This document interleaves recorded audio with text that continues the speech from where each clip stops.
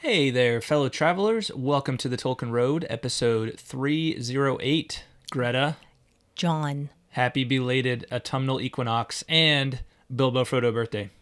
Yes. Same to you. Thank you. Same to you. You're welcome. Bilbo's birthday was yesterday? Yes. Is that And correct? Frodo. And Frodo. Yeah. Yep. They share a So birthday. we're only a day off. What's that? We're only a day belated. Yeah. It's not bad. Yeah, not bad. Yeah. Okay. Cool. Yeah. Cool. All right. In this episode, we will be discussing episode 5 of The Rings of Power, Partings. I never, ever noticed the titles of episodes. Like, ever. Well, when you start it on Amazon, it says what the name of the episode is. I know. I know that it says that, but I just, not just this, but any show. I just don't take notice of the titles. Yeah, I mean, it's not really like the thing that it's not like it says it at the beginning, like it's like like for the movie, it'll be like Star Wars or something like that, right? Mm-hmm. With TV shows, they usually don't do that. There's usually just like the name of the TV show, and then and they don't usually say the name of the actual episode though. And this one's no different. But I always look that up because I think it's interesting to see what was going through the writers' minds and what they named it, and think about why they named it that. Because a lot of times it's a it's some kind of theme. True. Right? Yes. No, that is absolutely some kind of theme true. for the episode, which I think, partings, I can see a couple of ways in which this that applies as a theme to this episode. Same. Yeah. All right. Well, before we get too deep on that topic or anything else, we'd like to give a double up air 5 to our patrons. Get those hands up there. 3, 2, 1. Boom. Nice. Well done. Special thanks to this episode's executive producers, John R., Kaitlyn of Tea with Tolkien, Jacob Lockham, John H., and Scotchy Bobo. And a shout out to our newest patron, Cherie R. Cherie, thank you. Yes, thank you very much. Thank you for becoming a patron. We really appreciate it. Very much. Become a patron by visiting patreon.com/TolkienRoad. Your financial support helps the Tolkien Road to keep on evering on and land you some cool perks along the way. Learn more at patreon.com/Tolkien Road. Hey YouTube, hit that like button. Don't forget to subscribe and let us know what's on your mind in the comments below. If you are already subscribed, don't hit the subscribe button because I will unsubscribe you. So you don't need to hit it multiple times. You just subscribe that once, and then just consider it locked in for you. Cool. Wait, quick. Yeah. Speaking of below, I just want to make sure, did you hide your rating for this one before you scroll down? I did. Okay, perfect. I did. Okay. Yeah. Nice. Yeah. Sorry. Just wanted to be sure before you scrolled. All right. Moving on. Hey, and we're going to have lots more to say about the Rings of Power over the next few weeks and months, so click that notification bell as well to stay up to speed. All right. Well, let's talk about it. Let's do it. All right. So the background of this episode, it's directed by Wayne Che Yip, and he directed episodes 3 and 4 as well. So this is the third episode in a row that was directed by Wayne Che Yip. Mm-hmm. This episode was written by Justin Doble, and Justin Doble co-wrote episode 3, which was Adar, or Adar, however you say it, and or I guess depending on which character you ask. Interestingly, I looked him up on IMDb because there wasn't a lot of info about him on Wikipedia, where I normally start, and he also plays the milky-eyed Southlander, according to IMDb. I haven't figured out exactly which background character that is, but he's been in a couple of episodes so far as a particular character. Interesting. Okay. Justin Doble has also worked on other TV shows, and the most notable being Stranger Things. So he's worked on Stranger Things, written some episodes. I think he's been directed a little bit for Stranger Things. So cool. It's a little bit about Justin Doble for you. A little feather in his cap. I like it. There you go. Okay. All right. Yeah. So that's the background of this episode. Let's dive into the recap. So spoiler alert, as always, for our recaps and really the rest of this episode. If you don't want to know what happens, if you haven't seen the episode already, then we're going to spoil everything. All right.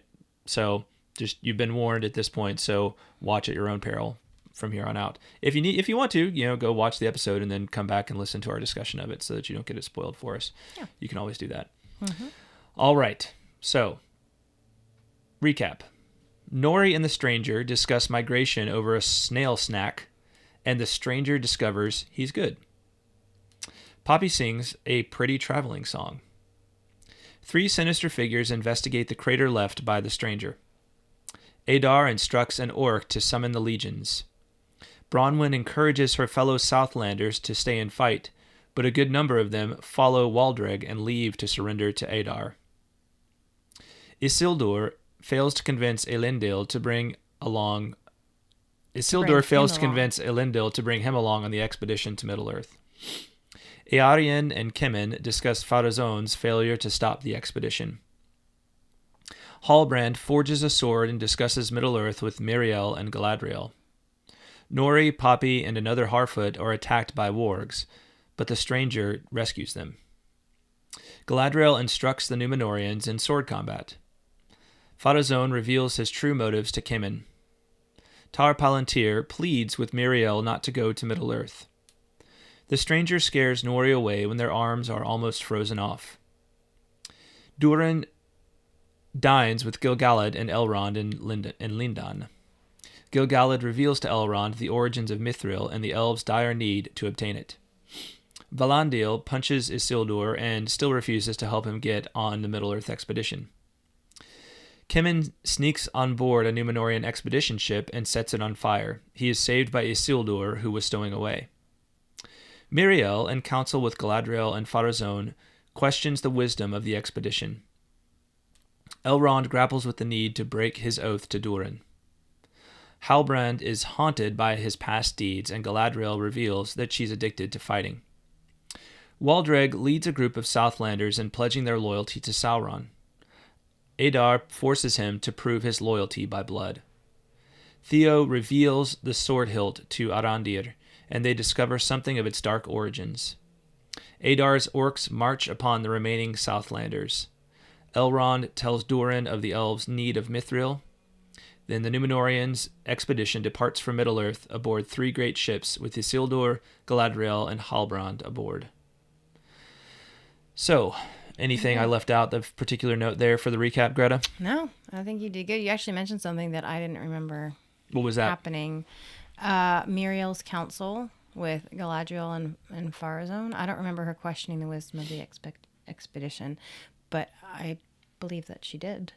Well, she basically says, so it's right after the ship explodes in the harbor, and then they're like, Farazone's like, maybe we need to not go on this expedition until more of your people are behind you, right?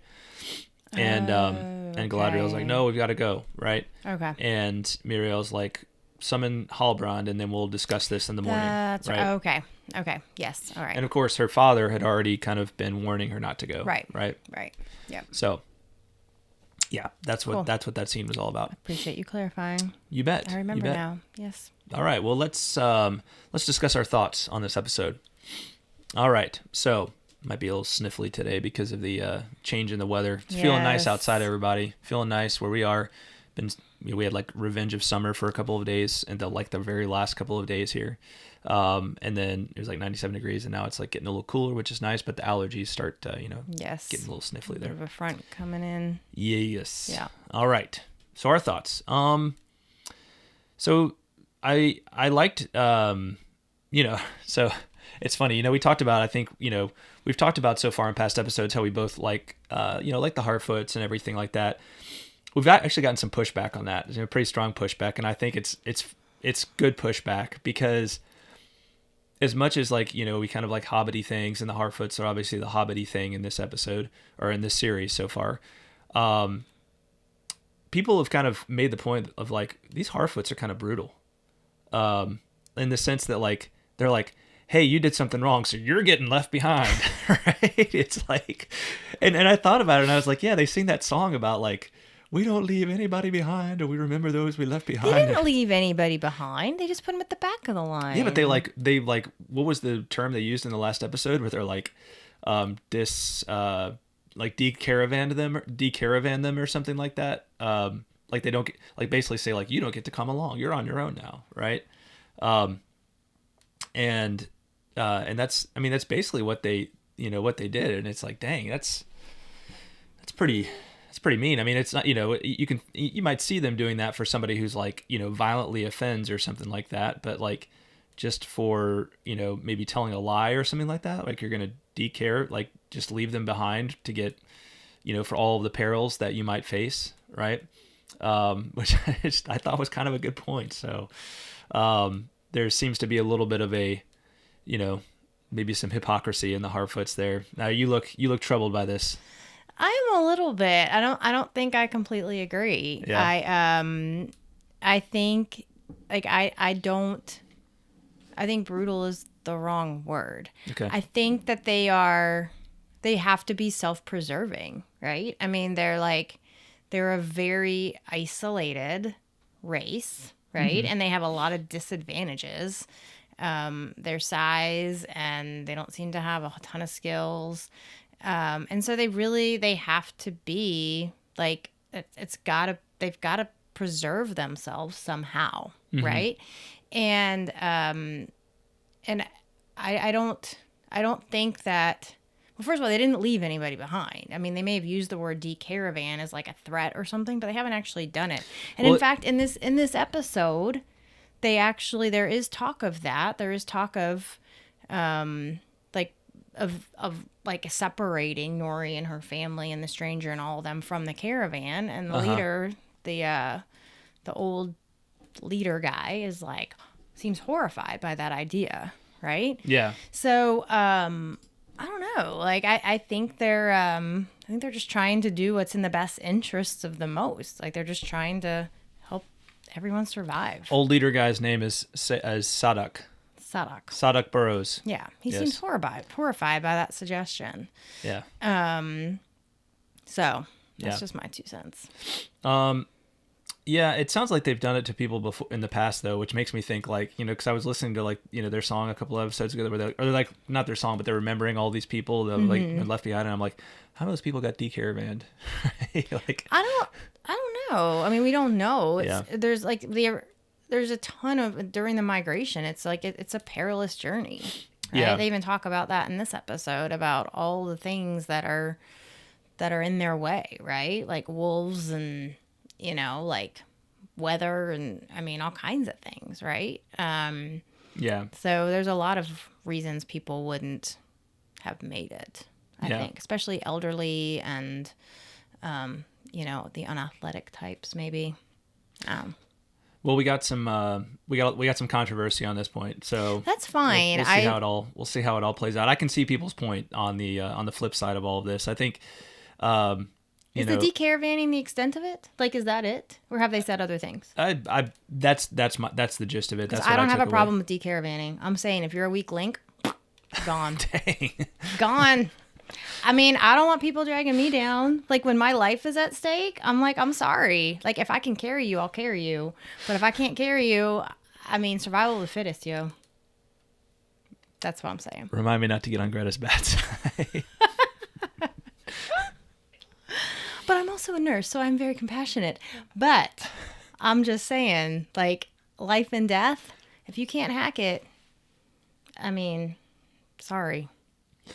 Yeah, but I don't think, I don't want to belabor this point too much, but I would just say, like, they basically, like, almost decaravan them for bringing, the stranger into their company. And I just, like, I don't, that to me just seems extreme. Like, I can see reasons why you might decaravan somebody. I'm not saying that. And it's not like it's, the death penalty necessarily, but it's like, and I get that they live in, like, a tough world and they've got to have, like, but even so, it's kind of like, oh, I can see people's point of, like, the cute Harfoots and everything like that. And then, like, and like they're funny and everything. And then it's like, but dang, they don't like it when people screw up, right? Like, they're pretty mean when people screw up. So anyway, we'll let that one play out. I didn't even have that in my notes, but I wanted to bring it up because some people have have mentioned that to us. So see, to me, that's just balance, right? I mean, you gotta have some survival instinct. You have to. Yeah, I hear you. Yeah. No, it's true. It's true. And it's all well and good for us to be talking about it here in, our comfy studio and in, our 21st century modern, accoutrements and settings and everything like that. But, you think about it, you're like, these people, decaravaning might not have seemed like such a bad idea for them, right? Anyway, all right, let's talk about the Stranger. So, Stranger, I kind of liked this scene where he looked, longingly at the moon. I still don't know how, like, the thing that bothers me about the Stranger is I feel like, he's obviously somebody important. Mm-hmm. Like, really important. Like, you're like, this guy's a god. I mean, he came in a meteor. He's got to be some kind of, like, god-like figure. Yeah. Even if he's a lesser god, like, he's some kind of god-like figure. And he just doesn't seem very bright, and maybe he's just forgotten everything. Maybe the meteor journey took it out of him. But he seems like he should be a little brighter. That's one thing, but I'll kind of give him that, put that off to one side.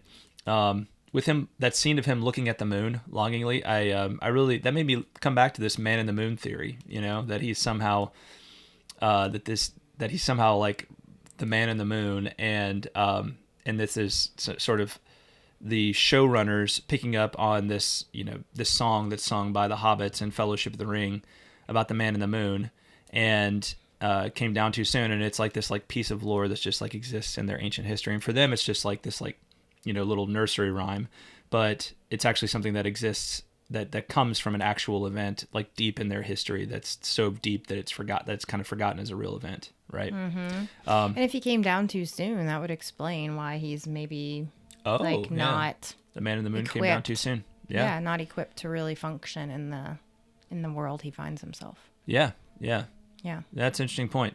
Now, something else that keeps on coming up with regard to the Stranger is was there more than one meteor?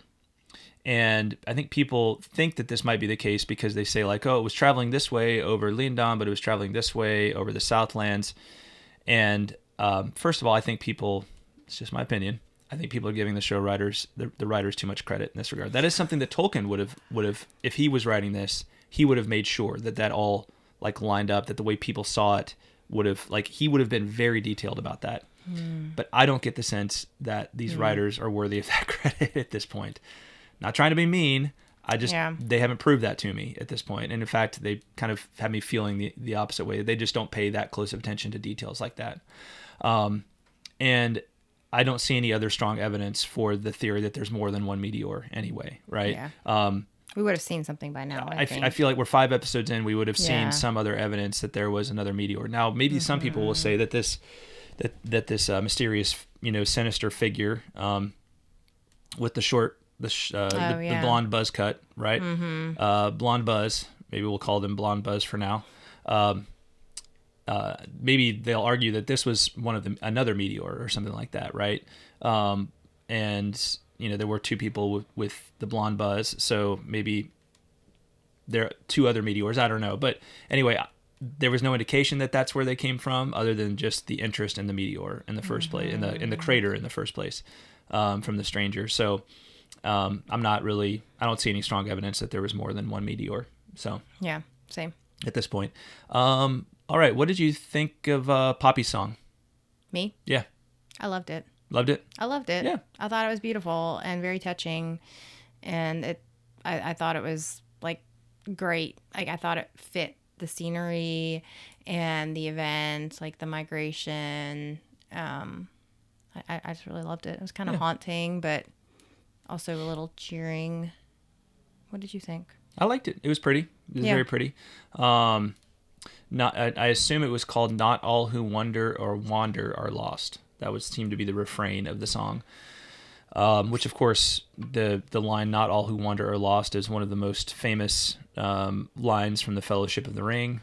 It refers to Strider, really to Aragorn. Yep. And so, they're taking that and sort of spinning off of it as a walking song, right? In the grand tradition of Hobbit walking songs, this is apparently a new one, and it was nice. It was very nice. I don't know if I would say it 100% fits with something that Tolkien himself might have written, but I haven't thought about it in too much detail. Just kind of took it for what it was, and thought to myself, nice, I like it. Nice melody. Yeah. Nice kind of pastoral feel to it. So Yeah, pastoral is a good word. I enjoyed it. Yeah. Enjoyed it. What'd y'all think? Let us know in the comments below. All right. Okay, I'm going to come back to this next comment. Remind me of this, Greta. So I don't forget. This is kind of a more general comment. Okay. All right. The Mithril. All right, so the story behind Mithril. Yeah, was that I was wondering, is that found in is that true to the lore? What do you think? What do I think? Yeah. I don't know. That's why I'm asking you. I feel like it could. Do you have a guess? I feel like it could be. Could be. That's what I'm saying. I feel like it could be, but I'm thinking no. No, there's nothing about that. Nothing about that found in the lore. In fact, it kind of had me raising an eyebrow to think like, how would that have worked? Because. So basically, the story or the connection, basically what they're saying is that the light of the Silmaril is in the substance of Mithril. Is that right? That's right. And then that little story that they told about how it came to be. Yeah. That wasn't like part of the lore either. No. Okay. No. Okay. Now there's been some speculation. Some people, I don't know that this is written anywhere or that Tolkien established this as lore. Some people speculate, I think, that the Rings of Power were made from Mithril. That may be somewhere in the lore, like somewhere written in there. I'm not 100% sure that it's not, but this whole story about the warrior, the Elvish warrior, and the Balrog fighting over this tree on the top of the Misty Mountains, and there being like a Silmaril at the root of the tree. That's nowhere. Like that doesn't come up. Now that doesn't mean there's anything necessarily wrong with that, but the only problem for me was the three Silmarils. So where are they at this point in the history of Middle Earth? So in the Second Age, the three Silmarils were lost at the end of the First Age. The one of the Silmarils is with Eärendil in the heavens, right, and on his ship in the heavens, right. It's actually the Evening Star, so it's actually the only one that's not lost in that sense because you can still see where it is. You just can't get to it, right? So it's up in the heavens. It's the it's the Evening Star, and then you've got one was lost in the sea, right? One was lost in the sea, and then a third was lost. It was, I believe it was Mithros threw himself into a chasm. I think it was Mithros. It may have been somebody else. One of the other sons of Fëanor threw himself into a chasm of fire with it. And so it's like one is in the air, one is in the sea, and one is swallowed by the earth. Right. Now the one that was lost in the earth is the only one of those three that could be this Silmaril that's referred to in this legend. Okay. And that one was presumably, because it doesn't say anything about him wandering all the way over to the Misty Mountains, not that I remember. Presumably it was lost somewhere in Beleriand, and so it's now swallowed in the earth, but under the sea, right? Because Beleriand is now under the sea in the Second Age, right?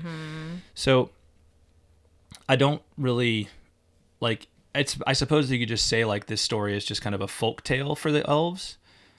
And they even say that. I mean, Elrond even makes the comment that it's apocryphal or something. Like it's not kind of take it or leave it, right? Yeah, yeah. So, but that's so maybe that's what it is, and it's just but everybody knows. It's surprising to me they wouldn't even say but everybody knows the three Silmarils. Anyway, it was just I'm not really sure what to make of that at this point because. Yeah. If it becomes this big thing about how there was and they keep on kind of repeating this story. And if they insist on Mithril, that being the origin of Mithril in a real sense within the world, I feel like that is a major lore violation. It doesn't add up in terms of the lore as far as I can tell.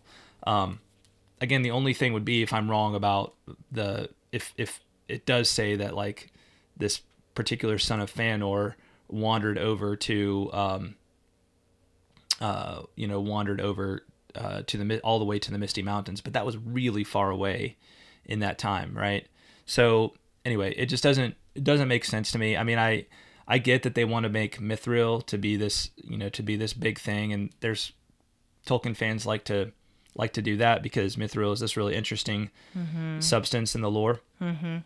But I don't necessarily see the connection of this particular story. I'm not saying that the Rings of Power themselves couldn't be made from Mithril, and in fact, I'm open that maybe actually be said somewhere specifically. But I'm not saying that like this story is just, it doesn't really like make sense in terms of the lore, unless it's just some kind of like folktale that everybody knows isn't really true, but it's just a folktale. So anyway, that's my point. Yeah. Does that make sense? Yeah, it does make sense. Okay. And that being said, I mean, again, not the Tolkien expert that you and lots of other people are, but I don't have a problem with it. I'm kind of like, okay, like that's fine. If we want to say that the Light of the Silmaril is in Mithril, like Mithril is special, like that makes it special. So, okay. I mean, I guess I don't see that it really hurts anything. Well, that's all. I don't have a problem with it as an apocryphal folktale. I guess I have a problem with it if it becomes this thing of like this actually happened. Now we'll see. We'll see. Okay. But and if they like keep on referring to like Mithril as this substance, and here's the thing. Okay, here's where it does get really problematic even within this episode for me is this whole assertion that elves need Mithril or they're going to or like elvish kind is going to end, you know. No, that was a bit of a stretch. Whoa. Yeah. No. Yeah, I would agree. I thought that took it too far. Yeah, and it sounds like this is going to be, I mean, this is a pretty big problem, right? This is an existential problem that the elves now face. So, okay, now we're making Mithril to be this really big deal. And I just, you know, I guess I don't see it, and it gets me to this next point that I had in my notes, which is. Well, can I just say one thing super quick? Okay. About Mithril, was your next comment about Mithril? Or about this it's kind of continuing. Plot line? It's continuing on this plot line, but go ahead. Okay, I was just gonna say that I think the thing about the elves needing like Mithril, like specifically Mithril to survive, I feel like that's like taking it too far. But I will say, I think there is something to the fact that if they're going to make it so, you know, if their story is that Mithril contains the Silmarils, you know, this undying light, kind of their last connection, if you will, to the Blessed Realm, mm-hmm. I don't really have a problem with that, right? Because that shows just kind of the elves, like it just harkens to that connection that they have with the Valar. Mm-hmm. And the Blessed Realm, you know, being the first children of Iluvatar. Yeah. You know, I guess if it's the light that they need, I don't really have a problem with that. Yeah, I mean, I guess I see that connection. I just feel like this is, and you won't get this reference, but because it's a Star Wars reference, but I feel like Mithril is becoming the Midichlorians of Middle Earth. And the Midi-Woodians? The Midichlorians, right?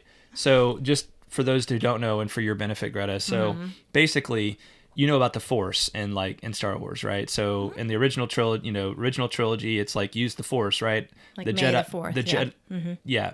So may the Force be with you. It's kind of like this, you know, mysterious thing behind all of reality, right? That Jedi and like Darth Vader and those folks are able to channel for good or evil, right? In the prequel trilogy, what they did was they made the Midichlorians like they wrote it so that if you have these Midichlorians, then you can channel the Force, right?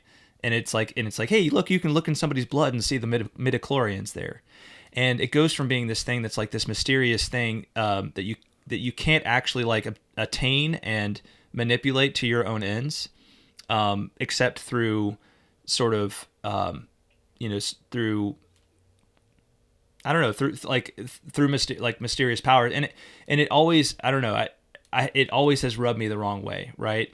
And to me, this is where this is going with Mithril, right? That they're turning it into this thing that's more than just this, you know, amazing substance, you know, that has these amazing properties to it, and people can fashion into something beautiful. And they're trying to get down into, the details of it all. And some things are best just left to being mysterious, right? Especially in good storytelling, in my opinion. Because in reality, like there's certain things that are mysterious. There's certain things that are like beyond getting to the nature of. And for me, that's something also I love about Tolkien. Not everything is a mystery, but there are certain things where you're just like, even he was not comfortable saying this is what this is. Tom Bombadil, for example, right? Mm-hmm. If they come into this series and try and tell us exactly who Tom Bombadil is, that's going to be really annoying, mm-hmm. right? Mm-hmm. And sometimes I think good storytelling necessitates that you don't try to unveil every mystery and explain every mystery, right? Yeah. Especially when it comes to fantasy storytelling. So, yeah, I see what you're saying. We'll see where this one goes, but I just don't know about this idea that like the elves. I get seeing how like that necessitates the creation of the rings of power, and these rings of power, like they do play kind of that role of preserving what's left of Middle Earth. Mm-hmm. But what's really behind this problem, this blight that's coming over, that's coming over Middle Earth? We'll see. I mean, maybe it's going to work. I don't know. I'm not 100% sure how I feel about this so far, but it was just something about it feels a little too on the nose for me. But like this gets me to my bigger point about elves. I still just don't think Amazon really gets elves. And these elves are just boring, right? I mean, this is the stuff of tea parlor tragedies, not the Perilous Realm or the First Age, right? Like, I'm just like, Elrond and Gil-galad and Celebrimbor, like, they're just, like, I'm sure we'll see them in action at some point, but I think they are more in danger of fading away from putting us to sleep than from mysterious blight at this point. Mysterious blight. I mean, I was like, they talked about like how they needed to tell the story in a certain way and take all these liberties with the timeline because this isn't a documentary, man. Like we're not just going to make a documentary of what Tolkien wrote. We're going to tell a story, And it's like you just manipulated the timeline and you're telling a boring story right now, right? Like there's no there's like, yes, there's action, but it's not like meaningful action. It's just like, here's an action scene. It's not like it's not like meaningful action. We're not actually seeing like character defined for all these, for all the characters we have so far through like, these action sequences or these battle sequences or anything like that. There's just nothing inspiring about these elf lords at this point. And then that brings us, of course, to Galadriel. She just can't stop fighting. Like she's addicted to fighting. She's addicted to fighting. It can be addictive though. I'm just saying that adrenaline rush and it's a great workout and endorphins and all that. Yeah. She just owns all the fighting for the elves and yeah. I get what you're saying about like especially Elrond and Gil-galad. Like they do seem like they definitely have not inspired like amazing thoughts. But they do seem very regal, and that I appreciate. And I like, I will say, I really like, I felt like the writing, especially in the conversations like around that table that they had in this episode, I thought was really good. And I feel like they're, I mean, maybe like we were talking about the Harfoots, like maybe there's two different sides to the Harfoots. We've only just seen one side of the elves so far. I'm hopeful that they'll kind of pick up speed, but I guess they don't bother me as much as they bother you. Yeah. But even Galadriel, like, I thought that whole scene with Halbrand, I thought that was lame. Like, because I can't stop. I was like expecting her to like come up with like something like why she can't, like when Hildebrand, is that his name? When he keeps like pushing her. Halbrand. Like when he keeps pushing her, like, she tells him about his brother and then he just keeps pushing her like, what's behind this? What's behind this? And then she gets this look on her face. And I was like, oh, here it comes. It's going to be like something earth shattering and amazing. And, and then she says, because I can't stop. Yeah. And I'm like, oh, so you're an addict. Okay, great. Addicted to fighting. So yeah, I didn't appreciate that very much. Yeah. But I did like the sword combat scene. I thought that was fun. Yeah, it was fine. But that's kind of my point. Is like we have like little scenes like that, but they're like a very little consequence, and they don't really tell us much about the character. They're just action sequences. Like, Well, they're showing us that she knows how to handle a sword. but we already knew that because she single-handedly like offed that, used her ninja skills to off that snow troll in the That was very ninja first episodes. skills, not a sword. Well, of course, if she's got ninja skills, she's going to be good with a sword. Durr. We can't assume that, John. It's a very different skill set. Very different. Nunchuck skills, drawing skills, Sword skills. oh yeah, dance skills. Are Yeah. you ready to get your groove on? Yes. It seemed a little choreographed to me, but anyway, Yeah. I just don't like these elves. I think these elves just stink at this point. I don't think they stink. I would like to see them fight, but I don't think they stink. And I love Arondir. Like, I love him. And here's the thing. Well, I do like Arondir. And that's the thing. Like, he's the only one that actually seems kind of elf-like to me. Like how I envision the elves. Like, remember, Because he has a bow and arrow. no, but because he's like actually, he's actually something of a warrior, right? And again, like Galadriel, yes, she is, but like then again, Galadriel is nothing like she's written in the books, right? Now I get the arguments for why she is the way she is right now. I think they're taking it to an extreme. I think they're taking that one point and they're going to an extreme with that for the sake of making the regnant follies, making everybody happy about the way things should be according to Hollywood and all of the regnant, cultural people who say that's the way things should be now. But yeah, I think especially those three, Elrond, Gil-galad, and Celebrimbor, are just like not at all how I pictured them. Not at all. They just seem tired and boring and uninteresting. And I mean, to me, like, that's the one thing you got to get right is the elves, right? That's where all these stories come from. They were stories about elves in the first place. And all of the Middle Earth stuff comes from elves. And when you can't get that right, I just don't like it's hard to enjoy it. So anyway, I'll stop harping on that. You know where I stand. Yes, I'm probably you going to do. keep coming back to that one until I feel like they start to do something good with the elves. Yeah, which I think they will. And it's funny to me that the only elf that I actually like in this series is the one that's made up. That doesn't actually exist in the lore. Yeah. All right. Yeah. Farazone. Okay, so now we're getting somewhere, but why nothing about the longevity of elves versus men. So we learned about Farazone and his reasons for kind of not putting up too much of a fight about this expedition, right? He's like encouraging the Queen Regent to use caution. Mm-hmm. We do get confirmation in this episode that they are in fact cousins. But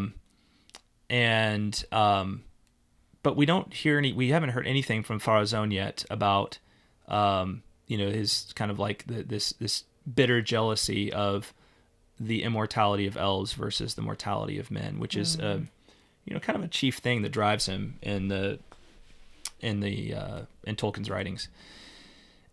And that really drives the tragedy of Númenor in the first place, right? That drives the downfall of Númenor in the first place. True. See, if they don't go there, then he's just going to be this guy who is not as great a villain. He's not as great a villain and a tragic figure as Tolkien wrote him. Because if all of his concerns are just about worldly like wealth and that kind of thing, that's kind of boring, right? That's just like that's what everybody is concerned about.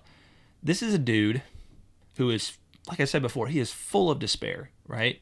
Because he knows he's going to die one day. And he is mad about that because he knows there's these other people, the elves, who get to live forever, right? And he's like, why don't we get that? And he wants to go all the way up to the doorstep of the gods and be like, hey, give us that, right? Mm-hmm. He wants to go right up and demand it. He wants to walk right in, demand his rights, even though he doesn't know what those rights are, right? I mean, that's who this guy is, right? And hopefully he kind of grows into those shoes, because I'm not 100% feeling that so far. So, yeah. And then I'm not entirely sure why Kemen and Eärien want to stop the expedition so bad. Yeah, I was wondering the same thing. I was like, what? I mean, maybe Eärien. Eärien. Maybe she just didn't want, like, she doesn't want her brother to leave. I mean, yeah. I don't know. I don't know what Camen's dog in the fight is. Yeah. But yeah, I found myself wondering the same thing. Or her father. I mean, her father's going too. Elendil is going, yes, right? that is true. That is true. Yep. And speaking of their family, I'm wondering if, I'm assuming, I think I've heard that Amandil, who is the other son of Elendil, is going to show up at some point in this series. I really hope Eärien hasn't taken his spot, because that is a huge lore violation, because Amandil and Isildur are both major parts of the end of the Second Age, right? And they both play a role in the founding of Arnor and Gondor. So that would be kind of a problem if Amandil doesn't show up at some point, and I'm kind of wondering why they haven't worked him in yet. But I'm assuming he'll show up, just like Celeborn will show up at some point. So we can only hope. Yeah. Yeah. Yeah. Okay, just some general thoughts. So general thoughts. Before I get into some general thoughts, do you want to any other thoughts on particular items from this episode? No. Okay. I don't think so. Well, if it comes up at some point, feel free to share. Cool. All right. So I feel like one thing that kept going through my mind with this episode is just how beholden, like, the whole series is so far to the Jackson verse. And can you define Jackson verse? Like the Peter Jackson films. I know, but what do you mean by Jackson verse? Like the visual language of his films. The visual language. Right. Okay. The visual language of his films. Okay. Yes, thank you for making me be more specific on that. And look, I'm a big fan of those films. I even kind of like the Hobbit films, everybody. So, it's not like I'm just a hater when it comes to visual adaptations of of Tolkien's works. I can see why they want to emulate that, but it, like, nothing feels like it's pushing beyond that very much at this point. Nothing feels like it's taking its own options. The one exception maybe being how they're handling the orcs so far, which is different and kind of cool, but that's the only thing I can point to so far that feels really different. And I'm even talking about like just certain scenes, like when we just got to see Halbrand creating a sword, right? And it's like that they did that in Lord of the Rings, right? And in the Peter Jackson films, like, just gonna make me a sword right now. Ding, ding, ding. There you go. Right. Just little, well, I can point to one other scene. It's the scene where Galadriel is riding a horse in slow motion. That didn't feel like the Jackson verse, but it was really cringy. That was incredibly cringy. Yeah. Somebody made the comment. They were like, oh, now I see why they don't want Galadriel to smile more often. Oh dear. Yeah. It's like, ouch. Oh. Ouch. I was like, any one of us would look kind of goofy, though, if you filmed us, like, smiling in slow motion with, like, the wind blowing back our face. Yeah, right? especially profile. Yeah. Like, profiles are rarely flattering. Yeah. But so yeah, I feel like there's nothing pushing pushing to a new, like, to kind of, like, further development of the visual language so far in this series. And to me, that's a little bit disappointing. It just feels like it's all leveraging what Peter Jackson already did in its own visual storytelling. So feel free to disagree with me. I'm not a cinematography expert or anything like that, but that's just how I feel about it. So I guess I'm wondering, like, what would you like to see? I don't know, because I'm not the cinematographer. It's kind of like, well, how would you write elves differently? I don't know. I'm not getting paid all the money that the writers are getting paid to write this show, right? Like, but if I was, then I would want to do it differently, right? And I would think very deeply about how I do that. And if I was a guy who got paid money to, to, like, direct and achieve visual things, I got paid a lot of money to do this, then I would want to do, I'd probably want to, kind of use his visual language as a starting point, but I would want to go beyond it, right? I'd want to do new things. And to me, like, from the very beginning, I was hoping this show would would be more cutting edge, you know? And I'm not saying like, but because Peter Jackson's films were cutting edge at the time, right? And there's been, you know, at least since The Lord of the Rings, you know, since Fellowship of the Ring, it's been over 20 years, right? Since those, you know, the majority of those films were filmed, it's been over 20 years. So there's been a lot of development on the cinematic front with that. And I just, even just like the pacing, actually, I don't think the pacing is as good as the Peter Jackson films, but that can be a function of the writing and that, you know, Peter Jackson had more defined stories to work with. So I'll give him that right now. But again, like, I just think hundreds of millions of dollars spent on this thing, and this is the best you can do. It's just nothing pushing the envelope that says cutting edge to me, except for the opening sequence. Yeah, the opening sequence is cool. The monsters in the woods were much better done this time, I thought. The monsters in the woods. Oh, the wolves, the wargs. Oh, the wargs. Yeah, they're all right. Yeah. I mean, I thought that effect was much better than the last time we saw that kind of thing. Yeah. Yeah. Okay, I'll give him that. But, you know, again, like, monsters, okay. But I'm just saying, like, the overall feel, like, I just wanted this to feel weirder, like weird in the best possible sense. Like, what is this place? Like, it's, oh man, it's so unlike, it's like our world, but so unlike our world, right? It, you know, like, kind of startling, like a parallel universe kind of thing, but like weirder. Like, just like it's almost like beautifully unsettling, right? Beautifully other, beautifully of another time, another place that we are only distantly connected to, right? And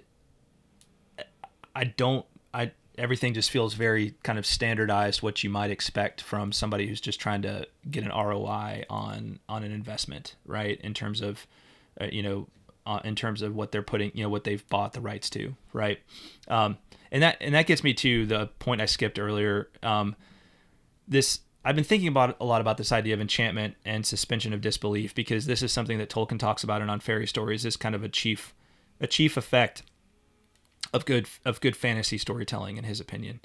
And you know, I really feel like if you want to understand where Tolkien is coming from when he writes his Middle Earth stories, you have to know On Fairy Stories, because he lays it all out there. It's what he wrote between he wrote it just as he had finished up writing The Hobbit, and just as he was about to jump into writing The Lord of the Rings. So it's almost kind of like the manifesto for the theoretical manifesto for The Lord of the Rings, right?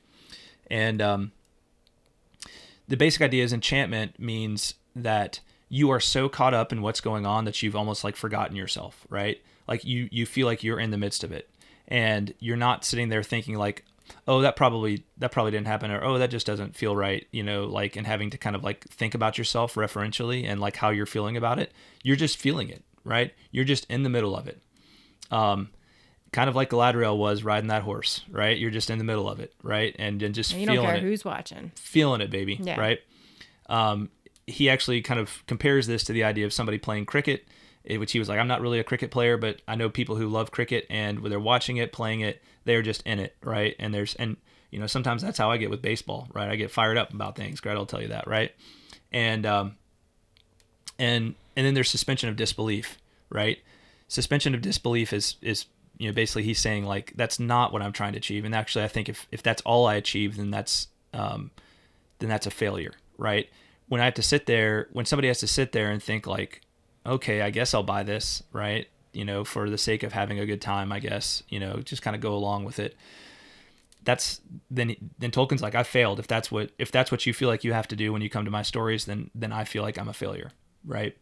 With enchantment, you're not conscious of yourself and of your own reactions. You're under a spell of sorts, completely engrossed. Suspension of disbelief means you are remembering yourself, learning, taming your doubts, not really believing what you are seeing. So, and you know, as I sat there watching this episode, I felt more on the suspension of disbelief kind of frontier of things. And I would say overall through 5 episodes, that's how I've been feeling. So, anyway, that was just kind of a little manifesto excursion of mine there, Greta. Yeah. Do you want to talk about the mysteries? Oh, yeah, sure. Or if you had anything to say about what I just said, feel free, but you don't have to. I think the only thought that I think occurred to me was that I think the whole idea of enchantment versus suspension of belief, I think it's a lot easier to become enchanted when you're reading and not watching. Mm-hmm. That's just my 2 cents, because like when you're reading a book, right, like you're looking down, you really can't see anything in your periphery. There's very little distractions. Whereas like I just think about when we're watching anything, really, like you're not looking down, you're looking up. You can see everything that's happening around you. You know, like it's just, I feel like it's easier. I feel like authors have an easier job of enchanting readers than filmmakers do. I disagree. That's fine. I disagree. That's totally fine. And if you'll allow me just to explain briefly. Sure. And I see where you're coming from. Let me say, I see where you're coming from. Yeah. But I can list off a number of TV shows that enchant me. I'm not saying there aren't any. I'm just saying I think it's a more difficult task for a film or TV maker than it is for an author. That's all I'm saying. I think it's equal. I think whatever field, whatever form of art you're in, whether it's music, just like a standard visual medium like painting or something like that. I think any of those things, like you can, like it's hard to do in any of those things, right? But it's a hallmark of something that's truly great. Like that's truly great, right? Versus just, oh, that's nice, right? I can see it applying to any area. Any area of the arts, right? And so for an artist to work in that particular space, it's the difference between great and merely good or less art, right? Or lesser art, right? Like I said, I don't think it's necessarily fair to cross between those two things, because I think there's some storytellers that they can't achieve like anything beyond the suspension of disbelief. Mm-hmm. But there are certain authors like Tolkien who can achieve that, right? They can achieve that enchantment. And I don't think it just applies to fantasy. I think he was talking about fantasy, but I even think like in a stage set, like in a stage production, I think there's like the best stage productions can put you in that state of enchantment, right? Because they're so well done. Oh, absolutely. And I will say with film, I think where I'd agree with you is there's so many more people that have to play a part in create. Like an author is just a one-man show, right? Maybe you argue with the editor, right? But with a TV show, right, especially a TV show of this magnitude, there's a lot of people that play their parts in this, right? Mm-hmm. There's music, there's writers, there's directors, there's cinematographers, people who hold cameras, the people who say what people are going to look like before, and what different scenes are going to look like. They sketch them out beforehand so that the directors know what they're working with. All of that stuff goes into it. So in that sense, it's a much more collaborative effort. Yeah. I will give you that. But one would assume that the people who are doing this are up to the task of creating something great. And so my point is that I don't feel like it's achieving that high bar. And it is a high bar. I'm not saying it's not a high bar, but it is not achieving that high bar. And my problem is I don't want to excuse Amazon. I don't want to give Amazon an out for it, right? Because I'm like, you guys paid all that money for it, right? You guys said you were up to this task, and you're not achieving this high standard, right? I mean, I'm not going to make excuses for, first of all, Amazon. Second of all, for no matter how much I like my Prime membership, okay, and my free shipping, I'm not going to make excuses for them because they're Amazon, and because they paid all this money to do this, right? With the expected return on investment from it. Mm-hmm. So it's up to them to find the right people to do it and have the right vision. And I don't see why I should lower my standards when it comes to that. So that's fine. But at the end of the day, again, it's just your standards, right? It's like a very personal thing. Like when you're talking about the elves, it's not how I pictured them, right? It's like, it's your subjective thing. And that's, I think, the thing that authors have in their favor that maybe filmmakers don't, is it's up to the reader to imagine these things, right? And then when someone goes to adapt that, it's like, well, that's not how I pictured it. Okay, that doesn't mean it's not good. It's just maybe not how you pictured it, but it's like, you know what I mean? Like there's just can be some kind of like disconnect there. It's just a very subjective process. That's all I'm saying. Because honestly, I didn't have Gil-galad pictured any way, shape, or form. I didn't have Celebrimbor pictured at all. So, maybe I'm at an advantage in that particular. I don't know that I had him pictured myself either. But that's my point. It's not that I had. Doesn't jive with. It's not that I had some. It's not that I already had my own vision of all of this stuff going in and how it should be. It's. But you must have if it's not living up to it. Well, I think it's when I think about it a little more deeply, right? When I look at what's being presented to me, and I came into this show wanting to just kind of like let them do their thing and be delighted, hopefully be delighted with it. But I don't think I have to automatically be delighted with anything. No, you don't. You don't. And I'm not willing. There's some people who are saying, Amazon didn't have access to this or to this because they just had access to Lord of the Rings and the appendices.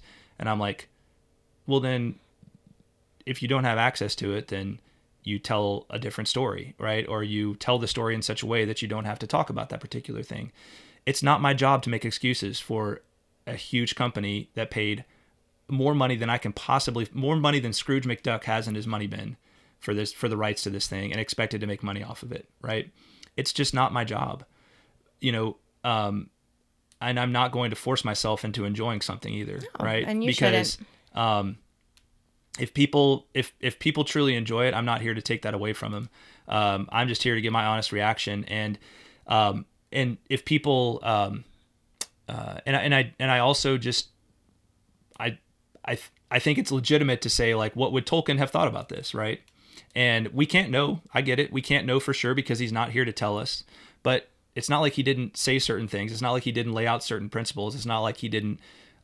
It's not like he didn't respond to a screenplay in his own letters that was proposed to him and say, like, this is wrong, and give reasons for why that was wrong, right? That go more than just like, I don't like this, right? He gave principles about certain things. And, when I look at what this show is and I have a certain reaction to it, again, like I guess I'm just trying to explain where I'm coming from, because I know there's people out there that probably want to like this show and everything like that, but I just don't feel like people just don't force yourself into liking it just because you feel like you should, because there's a lot of people out there that are like saying, like, if you don't like the show, then you're a bad person. Well, I'm not. I know you're not that. I know you're not. I'm just saying I feel it's up to them to make an awesome show. It's up to them to make an awesome show, and I just don't want to lower my standards for that. So anyway, we went on about that for a long time, and people are probably getting bored of this, or they probably hate me by now.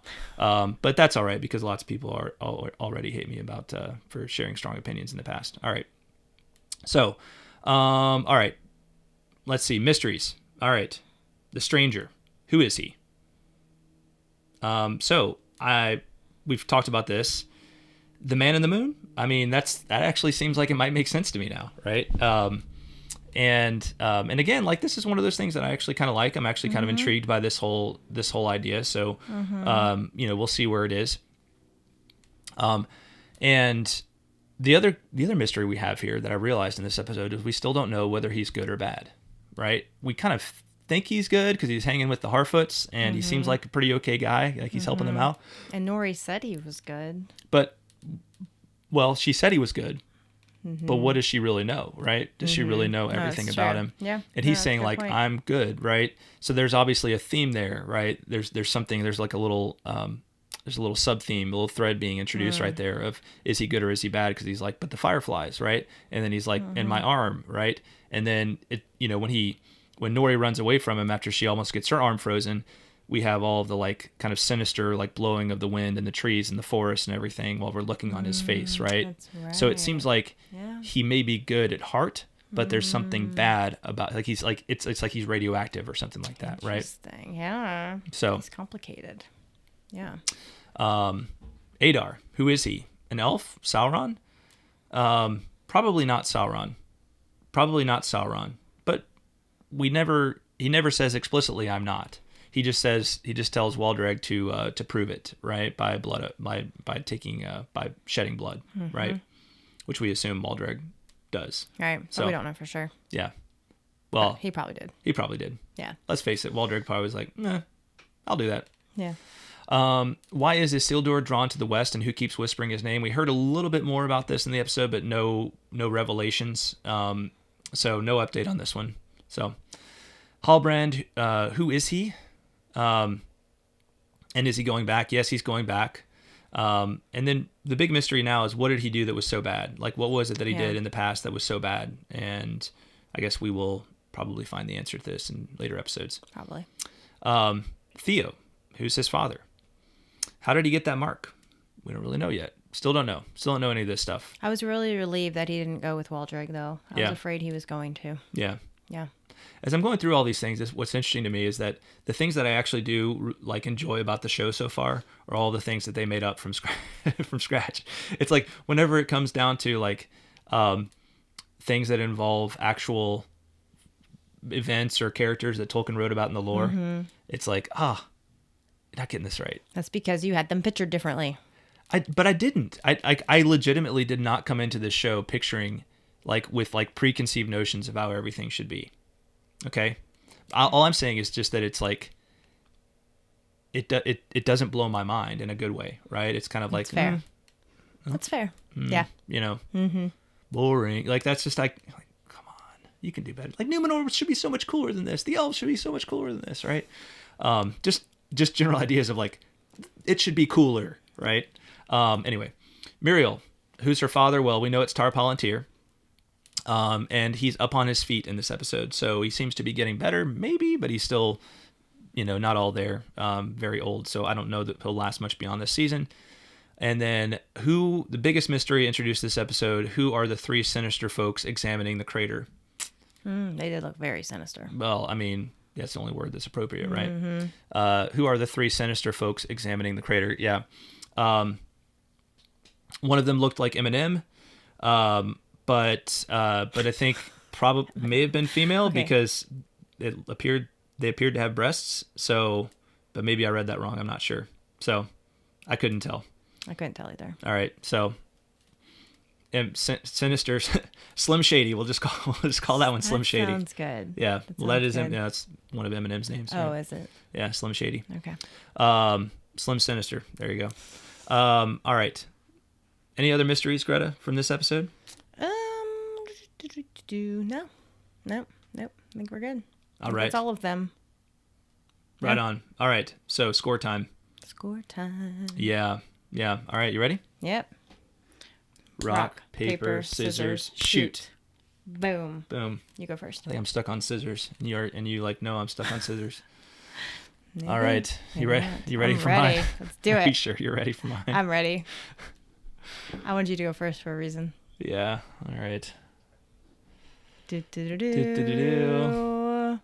What's that 5 seconds thing? Oh yeah. If you want to guess our scores, 5 seconds. 5, 4, 3, 2, 1.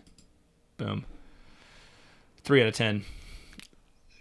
Wow. Is that your lowest yet? Yeah, I think it's my lowest so far. Okay, interesting. I know I was like 7.5 on the last episode, and I just, as I was watching this one, I was like, I guess just the weight of the last 5 episodes all together is like crashing in on me, and I'm like, where is this thing going? Like, why is it like, it just, you guys heard it all, so I'm not going to belabor all of the things that I complained about in this episode, but it's just not, it's just not what I hoped it would be. And again, like people probably think I have all these preconceived notions of how it should have been.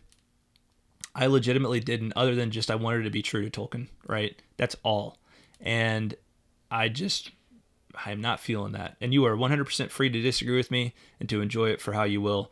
And I am still pulling for it to turn things around. And I will be legitimately delighted if next episode it just all gets awesome and they reveal certain things and I'm like, oh, it all makes sense now why the elves are lame and Númenor is lame, right? But I'm just not, it's not there for me. A couple of other things I'll just note. It doesn't feel epic. And what I mean by that is everything feels like it's kind of set on a stage and close together.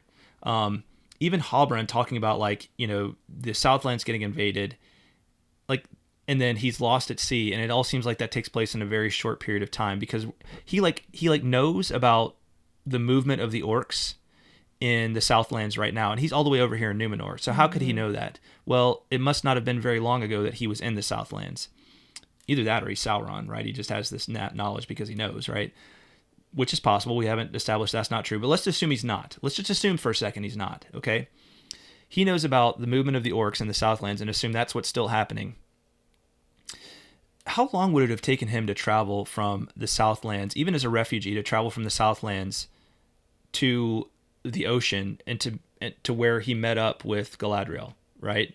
Like, that would have taken a long time, right?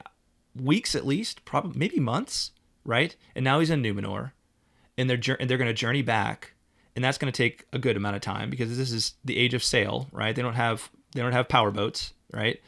And then they've got to journey all the way over to the Southlands from there. Like, this is probably going to take at least all of these events are probably going to take at least at least a year, maybe a couple of years, right, to unfold, right? And it's just all like it happens in a short period of time. The journey from Lindon back to the western entrance to Khazad-dûm and the Misty Mountains, like that's going to take a long time, right? And it just feels like it's no big deal for them, right? They're just like, oh, dude, you're going to carry this table back to Khazad-dûm, right? Like, I'm just, oh man, I am just utterly disappointed by the ability of these showrunners to make it feel epic and expansive in all of the ways that it should. And that's why I don't give them the credit enough to say that there's 5 meteors. I just think they didn't think about like, oh, this one would be going this way and it looks like it's going this way over the Southland. So anyway, that's it, Greta. Sorry. I have a feeling you're going to give this a higher rating and you go and do your thing because, you know. Oh, I will. All right, do it. I don't need your permission. Well, good. I'm glad because I feel like I've been raining on people's parade in this episode of the show, and I'm not trying to do that. I'll be the sunshine. You are my sunshine. All right. So, do you want to guess my score? An 8. He got it. I gave it an 8. An 8. Yes. All right. I did. Tell me why. I legitimately gave it an 8. I really liked it. I just truly enjoyed, like, I don't know, maybe it was the caffeine high from my coffee. I don't know. But I loved the writing. I thought the writing was fantastic. Galadriel was like much less annoying to me in this episode. Like still a teeny bit annoying, but really just that main scene where she admits that she's addicted to fighting. Like she needs to go to like Fighters Anonymous or something. I think that's because she was on screen last time. Huh? It may be. It may be. But I really liked like the time that she was on screen. I really liked most of that. I love that scene between Arondir and Theo. Like when he's talking about like teaching him how to use the bow, like it just had a very like father son kind of vibe to it, and I loved what he said to Theo. I thought it was really beautiful, and I loved the music. Like I thought the music in this episode was just lovely, and I do like the music. I like the music a lot for so far, you know, in general. Yeah. Yeah. And it had my Harfoots. Didn't have Disa, but it had my Harfoots, which I loved. And I really appreciated that Gil-galad gave a shout out to Ale. I thought that was really cool. Yeah. Ale came up. Yep. And yeah, I don't know what this says about my my loyalty to Tolkien lore or whatever, but I just really enjoyed it, and I loved the ending where, you know, with the Númenorians marching out to get on the boat and all the fanfare that accompanied that, and just the, you know, this mounting anticipation of this huge battle that's to come. Like I really enjoyed that. Like, just the build up to all that, and I really like that Isildur found his way onto the boat, even if it is sweeping up horse poop. I thought that was cool. So right on. Right on. That's my score. Well, we can agree to disagree. We can agree to disagree. And you know what? I was thinking about this. This is obviously our most controversial episode yet. I think we've disagreed the most on this one, but I think it's good because like I watch a lot of home buying and like home improvement shows, and in a lot of those, like in a particular one, love it or sell it, or what's it called? Like it or no. It's where they have to decide to buy it or to keep it or to sell. I don't know. Anyway, but the husband and wife in those shows, like they always have polar opposite views. Like one always wants to stay in the house and the other one wants to buy something new. So I think it makes for good TV, and hopefully maybe if we continue to disagree, I don't know that we will, but I think it'll make for good podcasting, good discussion. Yeah. Yeah. Yeah. Well, because it gets boring when everybody agrees all the time. Well, this is true. This is true. Just saying. We, anyway, yeah, it was a good discussion, and hopefully folks understand where both of us are coming from. Mm-hmm. Really interested to know what people thought about this one, because again, she gave it an 8, I gave it a 3. What score did you give this one? Right? Let us know in the comments below. Let us know the reasons why, and let's continue the conversation. And hopefully, for me, episode 6 will be a winner, and this last 3 episodes will finish out the season strong. So, can I just ask one question? Yeah. Were you being sarcastic when you thought I was going to give it an 8, or did you genuinely think I was going to give it an 8? No, I thought it was a guess, but I mean, I had no idea what actually you were going to give it. But I feel like with what you seemed surprised when I told you that was my actual number. With how you were, I mean, how would I have known for sure? Did you write it down somewhere? I guess no, okay. I didn't. I was just wondering if that was like your genuine guess, or if you were trying to be like tongue in cheek. No. That was my genuine guess. Then you know me very well. Because I could just tell that you seem to defend it against a lot of the things I was saying, so I just assumed that you liked this episode better. You actually liked this episode a lot, based on all of that. So, good thinking, good detective work. Yeah. So, yeah. Next time I'm going to give you a heads up ahead of time. that I really didn't like an episode, so we can hate on it together. So, that's no fun. I'm just kidding. All right. Well, everybody.